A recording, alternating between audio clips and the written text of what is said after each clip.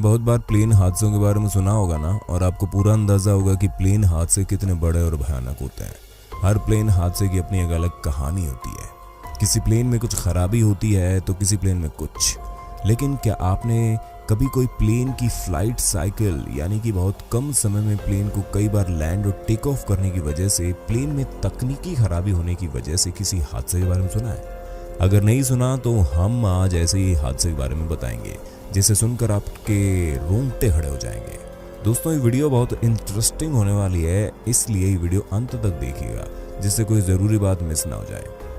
28 अप्रैल 1988 ठीक 1:25 पर 19 साल पुराना एयरक्राफ्ट बोइंग 737 जो अलोहा एयरलाइंस की प्रॉपर्टी थी, जिसने लिहू इंटरनेशनल एयरपोर्ट से हुलुलू जाने के लिए टेक ऑफ किया। लेकिन उसी दिन बोइंग 737 3 बार उड़ान भर चुका था। सबसे पहले ये एयरक्राफ्ट हुलुलू से हिलो तक पहुंचा, वहां से माउई और फिर माउई से कोई और जगह। उस दिन आसमान बिल्कुल साफ था और देखकर ऐसा बिल्कुल भी नहीं लग रहा था कि बहुत ही जल्दी कुछ बुरा होने वाला है।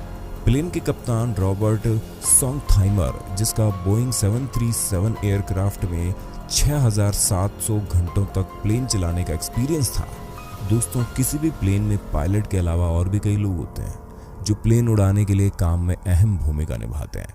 उनमें से एक थी प्लेन की फर्स्ट ऑफिसर मैडलिन डॉकिंस, 36 साल की लड़की जिसका इस एयरक्राफ्ट में 3500 घंटे रहने का एक्सपीरियंस था।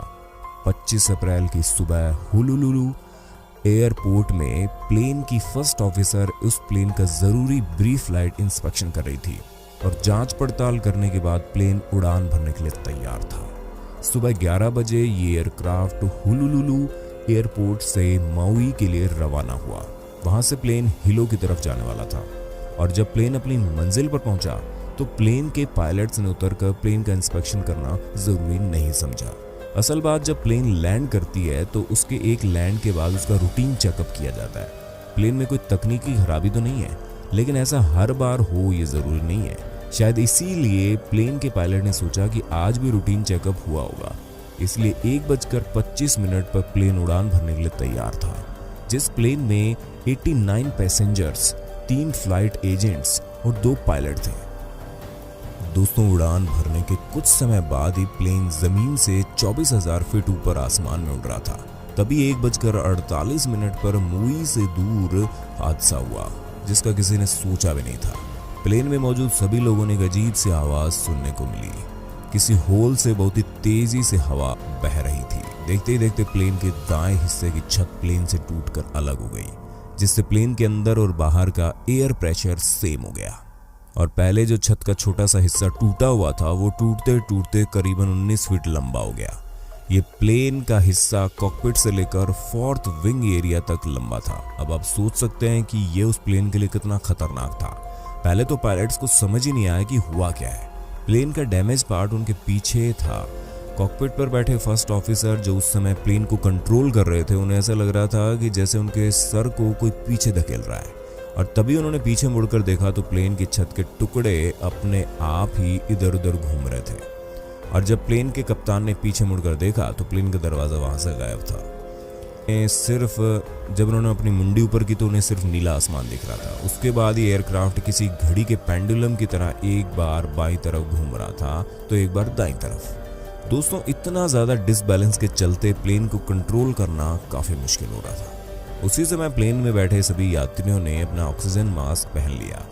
कप्तान ने प्लेन को कंट्रोल में लाने की पूरी कोशिश की। एयरक्राफ्ट में मौजूद स्पीड ब्रेकर का इस्तेमाल किया गया जिससे प्लेन को कंट्रोल करने में आसानी हो। उस समय प्लेन सबसे नजदीकी एयरपोर्ट माउई आइलैंड पर था। दोस्तों, सबसे खुशकिस्मती की बात तो ये थी कि ये जब हादसा हुआ तो प्लेन में बैठे सभी लोगों ने अपना सीट बेल्ट पहना हुआ था, जिस वजह से सभी लोग प्लेन में बैठे रहे।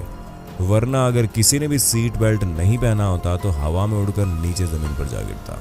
दोस्तों, हम आपको बता दें कि प्लेन में मौजूद 3 फ्लाइट अटेंडेंट्स में एक फ्लाइट अटेंडेंट्स प्लेन के दरवाजे पर ही खड़ी थी। जैसे ही हवा चली तो हवा की तेजी के साथ प्लेन से नीचे गिर गई। दोस्तों, ये सब हो रहा था तब ट्रेन के पायलट्स एयर ट्रैफिक कंट्रोल के साथ कांटेक्ट करने की कोशिश कर रहे थे। हालत इतनी बदतर हो गई कि प्लेन के पायलट एक दूसरे की आवाज भी नहीं सुन पा रहे थे और इशारों से एक दूसरे को कांटेक्ट कर रहे थे।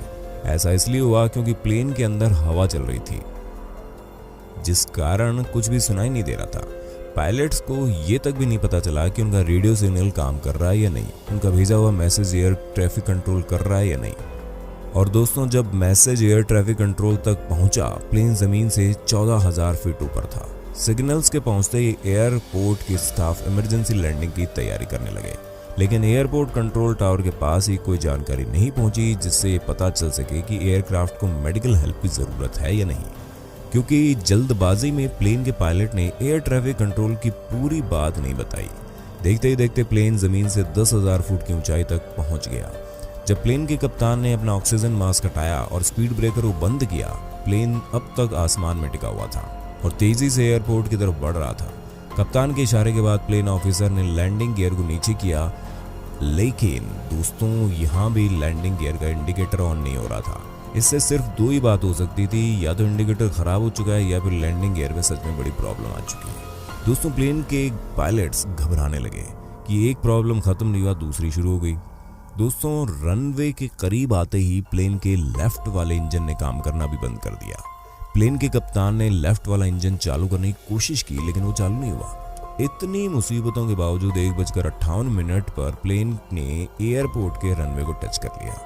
दोस्तों, इतनी मुश्किलों के बावजूद प्लेन को इस तरह से लैंड करा पाना काफी खतरनाक था। प्लेन को रोकने के लिए दूसरा इंजन जो काम कर रहा था, इसके अपोजिट डायरेक्शन के थ्रस्ट का सहारा लिया गया। दोस्तों, प्लेन रुकते ही वहां पर मौजूद रेस्क्यू टीम मदद के लिए आ गई और इस प्लेन में बैठे किसी भी पैसेंजर को कुछ भी नहीं हुआ। और फिर एक फ्लाइट अटेंडेंट को छोड़, जो कि फ्लाइट से गिर गई थी, बाकी लोगों में से सिर्फ 8 लोगों को गहरी चोट लगी थी। बाकी सभी लोगों को हल्की फुल्की चोटें लगी थी, लेकिन उन 8 लोगों को भी कुछ नहीं हुआ और थोड़े दिनों के बाद इलाज के बाद वो स्वस्थ हो गए। दोस्तों, ये प्लेन हादसा सच में खतरनाक था और भी न जाने कितने हादसे हुए होंगे, और इन सभी हादसों के रियल हीरो होते हैं प्लेन को चला रहे पायलट्स, जो मुश्किलों में भी अपना संघर्ष, अपना धैर्य नहीं खोते, अपने साथ बाकी लोगों को भी बचाने की पूरी कोशिश करते हैं। तो आज की वीडियो में बस इतना ही। आप हमें कमेंट करके बताइए कि आपकी वीडियो कैसी लगी। आप हमें बताना ना भूलिएगा, क्योंकि आपको क्या लगता है ऐसे हादसों का रियल हीरो कौन होता है। ऐसे ही इंटरेस्टिंग